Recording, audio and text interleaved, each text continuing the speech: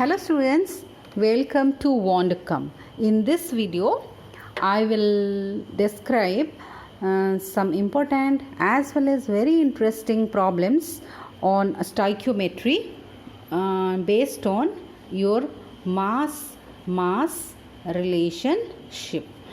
I have already solved some problems based on this, and in this video I will solve some advanced problem which are very important for you. So let's discuss one by one. So first one, in the commercial manufacture of nitric acid, how many moles of nitrogen dioxide produce 7.33 moles of nitric acid? So we have discussed about the different steps for the stoichiometric calculations in my last video. If you have not watched that video, please watch it. It is and the details of that you can find it from my description box here. So as per that step, first step is to write down the balanced chemical equation. So sometimes equations has been given. If it has not been given, so easy one, then we are supposed to write the equations before starting the problem. So here we need to write the problem, equation, balanced chemical equations from your nitrogen dioxide, which gives you your nitric acid, so which will produce your nitric acid, and this is the reactions for the commercial manufacturing of your nitric acid. So this is nitric oxide along with your nitric acid from nitrogen dioxide. So we need to balance this equation.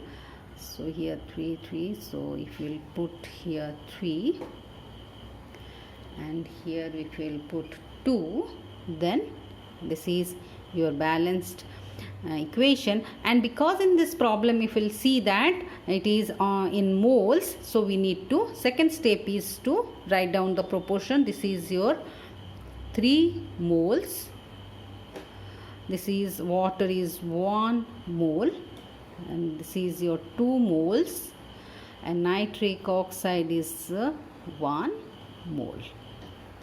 So from the equation came to know that 2 moles of nitric acid has been produced from this, obtained from 3 moles of your nitrogen dioxide. So as per this we have to find out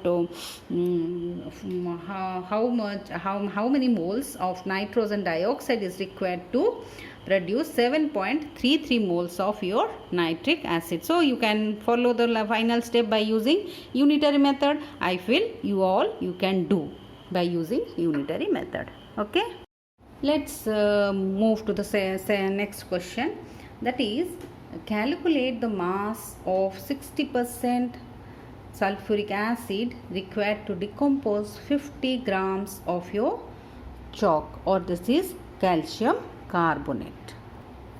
So we need to write down the balanced chemical equations. So from calcium carbonate, it is treated with sulfuric acid to give calcium sulfate plus water plus carbon dioxide. Need to balance this one, check calcium, carbon. So all these elements are balanced. This is a balanced chemical equation. Next step is to write down the proportion or the mass proportion. Here it has been given in gram, so we need to write down the gram molecular mass of all the substances. So calcium carbonate, so this is 40 plus 12 plus 3 into 16, which is coming to 100 grams. And for sulfuric acid, in the below I am writing 2 into 1 plus 32 plus 4 into your 16. Okay, this is coming to your 98 gram. See, in this question only we need calcium carbonate and sulfuric acid. So no need to find out this masses of all these products. So next step is to follow the unitary method for the calculation. So I am just cleaning this. Only I will write the mass. It will be better for me to allocate some space. 98 gram.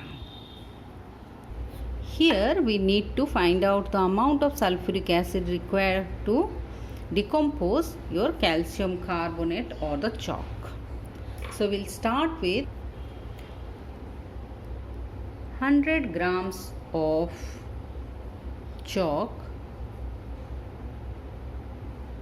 requires your 98 grams of sulfuric acid for the decomposition. So here 50 grams of chalk has been used. So that much chalk requires for the decomposition. 98 by 100 into 50. Result will come to 49 grams of sulfuric acid. But this is not the answer. If you see the question, so in this problem it has been written that 60% of sulfuric acid. We have calculated for 100%. If the sulfuric acid is 100% pure, then we need 49 grams of sulfuric acid. But the sample where we have used this sulfuric acid, that is only 60% pure. Purity is 60%. So we need to find out what is the mass of sulfuric acid whose purity is 60%. So when sulfuric acid is 100% pure, 100% sulfuric acid, then we need 49 grams. When the purity is 60% sulfuric acid, then we need into 49, which is coming to your 66 or approximately 81.67 grams.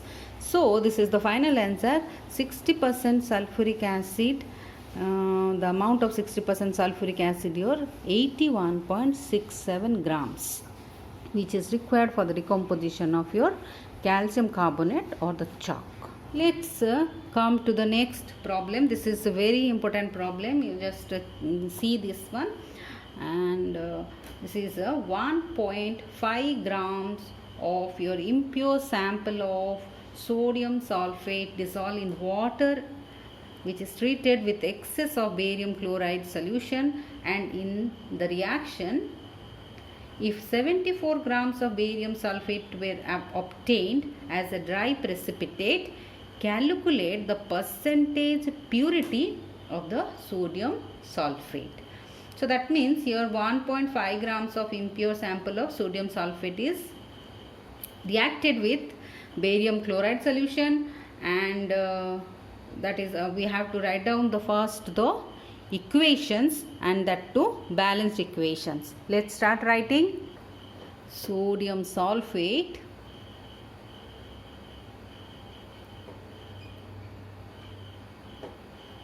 barium chloride gives you barium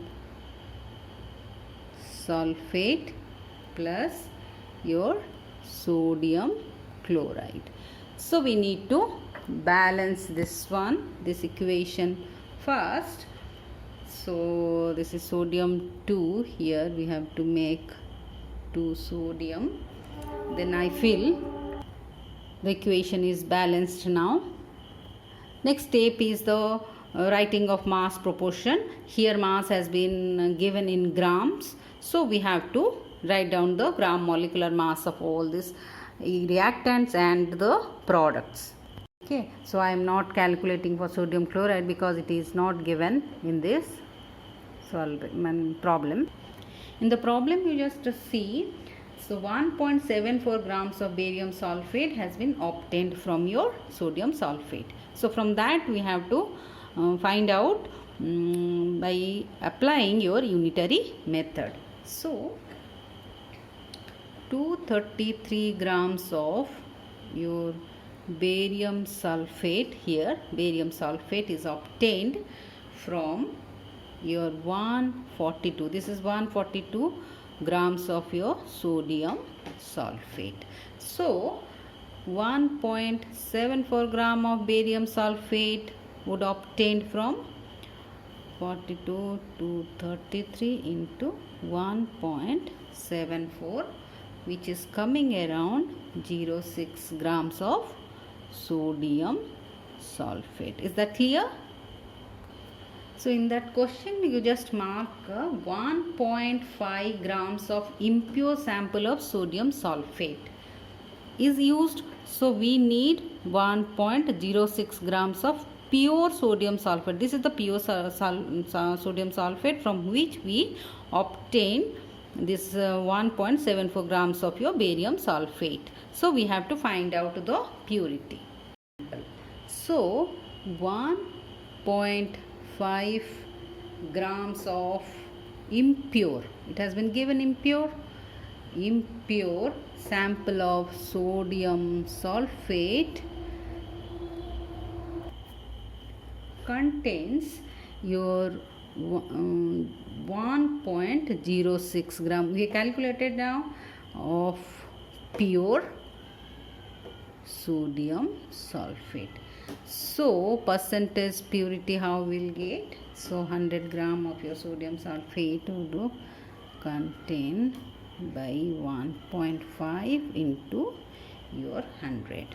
So this is coming to 7. This is the percentage purity of your sodium sulfate which is used in this process.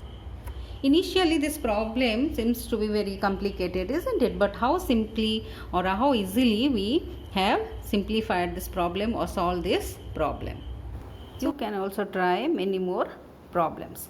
If you like this video, please press the like button, send your comments and feedback. Thanks for watching this video.